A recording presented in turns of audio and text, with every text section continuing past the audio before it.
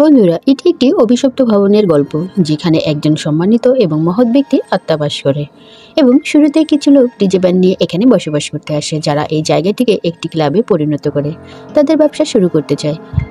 তারা তাদের DJ set up কোথায় রাখবে তা তারা পরীক্ষা করে এবং মনে করে প্রথমে এখানকার জায়গাটি পরিষ্কার করতে হবে। তারা এই মহিলাকে বাইরে দেখতে পায়, যে জিমি বোনাসের স্ত্রী ছিলেন। জিমি বোনাস সেই মহৎ ব্যক্তি যার আত্মা এই ভবনে বাস করে। হ্যাঁ, সেই লোকেরা এই মহিলা এবং তার মেয়েকে তাদের বাড়িতে রেখে যেতে চায়, কারণ তারা তাদের নতুন প্রতিবেশী হয়েছিল এবং একটি ভালো ইমপ্রেশন বানাতে চায়। অন্যদিকে মাদক ব্যবসার এই ছেলেটি তার লোকেদের হুমকি দিচ্ছে, যারা শহরে মাদক বিক্রি করছে। এবং এই লোকটি জিমি বোনাসের ছোটবেলার বন্ধু ছিল।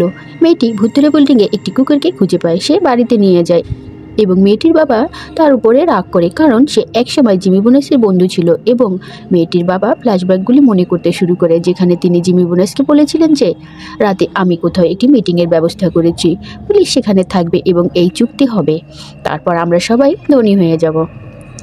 কিন্তু জিমি বোনাস বলল, এটা যদি আমার শহরের ক্ষতি করে তাহলে আমি কোনো চুক্তি করব না।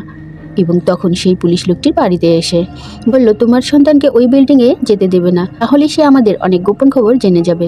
জিমি বোনাসের মেয়ে, যে তার বাবার সম্পর্কে কিছুই জানে না, সে এই বিল্ডিংয়ে রায় ঘুরতে আসে, কারণ সে এই ছেলেটির প্রেমে পড়েছিল। এবং যখন ছেলেটি আরাম করে গান শুনছিল, তখন সে জিমি বোনাসের আত্মাকে দেখতে পায়। অন্য একটি ছেলে বলে যে কিছুই হয়নি, এটা তোমার কল্পনা ছিল।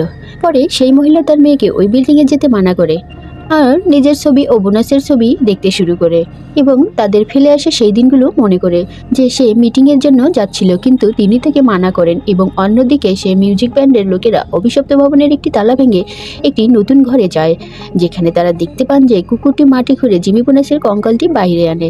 কঙ্কালটির আঙুলে থাকা হীরার আংটিটি দেখে সেই লোকেরাও বুঝতে পারে যে এটি জিমি বোনাসের কঙ্কাল, কারণ তারা জিমি বোনাসের গল্প আগে থেকেই জানা ছিল। তারপর তারা সেই কঙ্কালটি সেখানে রেখে যেতে শুরু করেন, কিন্তু তাদের মধ্যে একটি ছেলে জিমি বোনাসের আঙুল থেকে হীরার আংটিটি খুলে নেয়।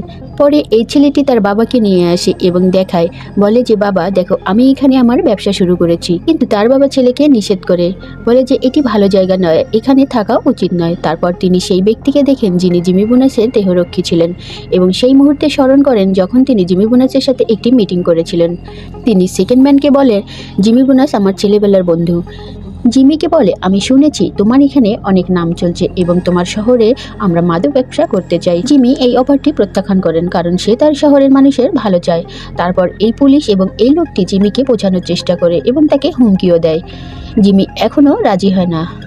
তখন জিমির স্ত্রীও এখানে পৌঁছায়। সবাই মিলে জিমি বোনাসকে গুলি করে। তারা সবাই একে একে ছুরি দিয়ে আঘাত করে এবং জিমির স্ত্রীকেও ছুরি দিয়ে আঘাত করতে বাধ্য হয়। এইভাবে জিমি বোনাসকে হত্যা করা হয় এবং এখানে এই ছেলেরা তাদের ক্লাব শুরু করে। তারপর মরুষ্য একটি মেয়ের পিছনে যায়, কিন্তু মেয়েটি একটি প্রাণীতে রূপান্তরিত হয় এবং মরুষকে হত্যা করে। অন্যদিকে জিমি বোনাসের কঙ্কাল জীবিত হতে শুরু করে।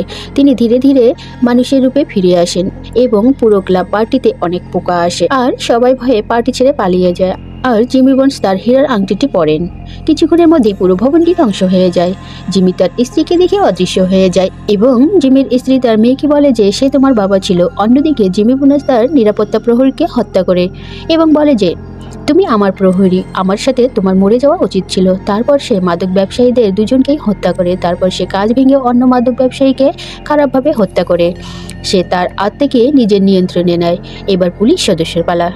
সে ওই পুলিশকে নেশা করে এবং মুখ বন্ধ করে দেয়। তারপর সেই ব্যক্তিকে হত্যা করে যে সবার আয়োজন করেছিল। তারপরে জিমি বোনাস তার মেয়েকে জড়িয়ে ধরে এবং যখন সে সেই মেয়েটির প্রেমিককে হত্যা করতে চায়, তখন জিমির স্ত্রী নিজেকে পুড়িয়ে ফেলে এবং জিমি বোনাস তার স্ত্রীকে জড়িয়ে ধরে আর সেই মেয়েটির প্রেমিক রক্ষা পায়। এবং এই কাহিনী এখানেই শেষ হয়। বন্ধুরা, ভিডিওটি ভালো লাগলে অবশ্যই একটি লাইক দিবেন এবং চ্যানেলটিকে সাবস্ক্রাইব করে আমাদের পাশে থাকবেন। ধন্যবাদ।